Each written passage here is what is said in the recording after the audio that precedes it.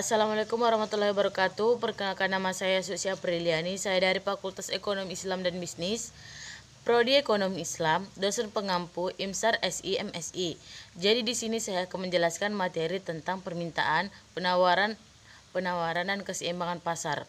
Pada materi ini terdapat beberapa subbab. Yang pertama, teori permintaan dan kurva permintaan. Teori permintaan menerangkan tentang ciri hubungan antara jumlah permintaan dan harga. Permintaan adalah jumlah barang dan jasa yang ingin dan mampu dibeli oleh konsumen pada berbagai tingkat dan waktu tertentu. Sedangkan kurva permintaan adalah suatu kurva yang menggambarkan sifat hubungan antara harga suatu barang tertentu dengan jumlah barang yang telah diminta oleh para pembeli. Ada beberapa penentu permintaan. Yang pertama, faktor harga. Harga barang itu sendiri, harga yang permintaan memiliki hubungan berbanding terbalik. Berlaku hukum permintaan, yaitu apabila harga suatu barang tersebut atau jasa tersebut akan turun naik. Yang kedua, faktor bukan harga terbagi menjadi beberapa bagian. Yang A, harga barang-barang lain. Harga barang-barang lain dibagi menjadi beberapa bagian.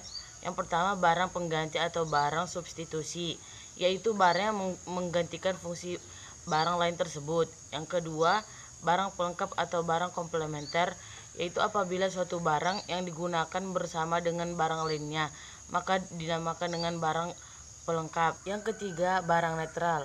Apabila dua macam barang tidak mempunyai hubungan yang rapat, maka perubahan permintaan salah satu barang tidak akan dipengaruhi oleh barang lainnya. Yang B, pendapatan para pembeli dibagi menjadi beberapa bagian, yaitu pertama, barang inferior, yaitu barang yang diminati oleh orang-orang yang berpendapatan rendah. Yang kedua, barang esensial adalah barang yang sangat berperan penting dalam kehidupan sehari-hari masyarakat. Yang ketiga, barang normal adalah apabila ia mengalami kenaikan dalam permintaan sebagai akibat dari kenaikan pendapatan.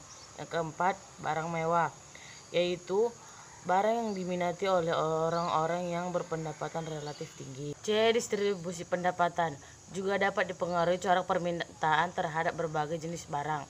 Yang D, cita rasa masyarakat atau selera. Cita rasa mempunyai pengaruh yang cukup besar terhadap keinginan masyarakat untuk membeli barang. E, jumlah pembeli, yaitu berapa banyak jumlah pembeli yang ingin membeli barang tersebut. F, jumlah penduduk.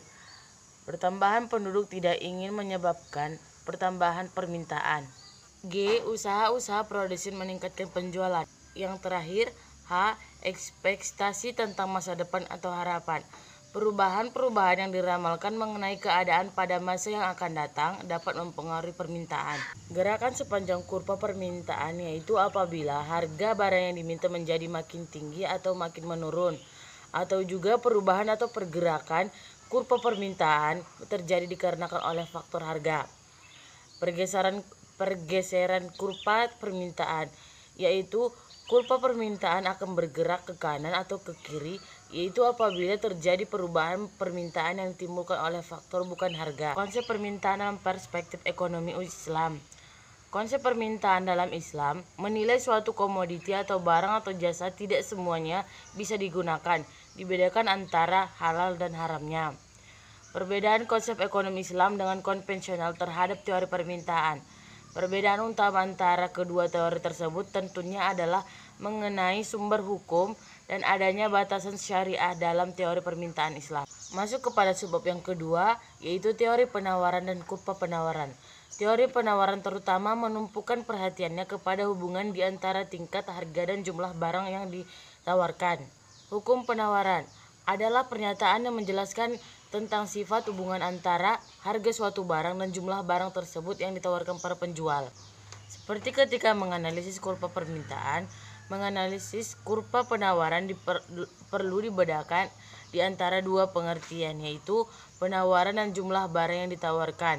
Dalam analisis ekonomi, penawaran berarti keseluruhan kurva penawaran, sedangkan jumlah barang yang ditawarkan berarti jumlah barang yang ditawarkan kepada suatu tingkat harga tertentu. Ada beberapa penentu penawaran. Yang pertama, faktor harga.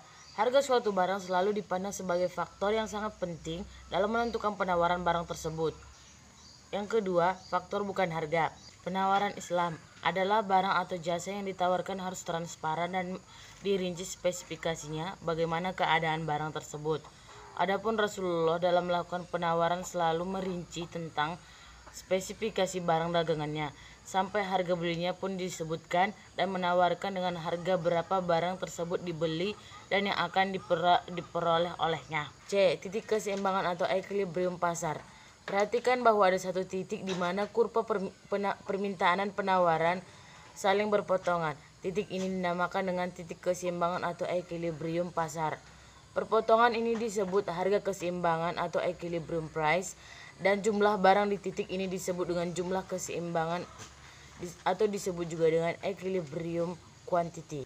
3 cara digunakan untuk menunjukkan keadaan keseimbangan tersebut. Yang pertama, secara angka, secara grafik, dan secara matematik. D. Teknik menentukan keseimbangan pasar. Secara matematik, telah diterangkan bahwa keseimbangan pasar dicapai apabila kuantitas yang diminta sama dengan kuantitas yang ditawarkan. Dengan demikian, syarat keseimbangan pasar adalah QD sama dengan QS, excess supply dan excess demand. Excess supply terjadi ketika jumlah barang yang kelebihan stok barang ini memaksa produsen untuk menurunkan harga dengan sebuah ekspektasi barang yang dijualnya dengan habis dan harga akan bergerak kembali ke arah keseimbangan. Sedangkan excess demand terjadi ketika jumlah barang yang ditawarkan oleh produsen tidak mencukupi jumlah yang diminta konsumen, atau jumlah barang yang diminta konsumen lebih besar daripada jumlah yang ditawarkan. Agar keseimbangan permintaan dan penawaran tetap berlangsung, Islam melarang setiap aktivitas yang dapat menimbulkan ketidakadilan seperti yang pertama, penggunaan timbangan atau ukuran yang tidak jelas. 2. Ikhtiar. Yang ketiga, adanya pemalsuan produk.